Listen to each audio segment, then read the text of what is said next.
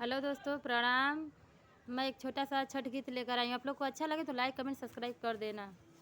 कांच ही बासे क बहंगिया, बहंगी लचकती जाय, बहंगी लचकती जाय। कांच ही बासे क्या बहंगिया, बहंगी लचकती जाय, बहंगी लचकती जाय। रहिया क चलत रे बटोहिया, नारियल के कर के जाय, नारियल के कर के जाय। आँख तोरी फूटे रे बटोहिया, नारियल छठी माई के जाय, नारियल छठी माई के जाय।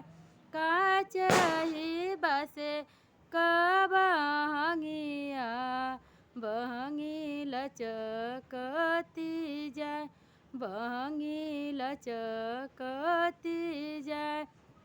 रहिया क चलत रे अलहवा, फलवा के कर के जाय, फलवा के कर के जाय। आँख तोरी फूटे रे मलहवा, फलवा छोटी माई के जाय, फलवा छोटी माई के जाय। कांच ही बासे क बहंगिया, बहंगी लचकती जाय, बहंगी लचकती जाय। रहिया क चलत रे बटोहिया, दौरा के कर के जाय, दौरा के कर के जाय। आँख तोरी फूटे रे बटोहिया, दौरा छठी माई के जाय, दौरा छठी माई के जाय। कांच ही बासे क बहंगिया, बहंगी लचकती जाय, बहंगी लचकती जाय।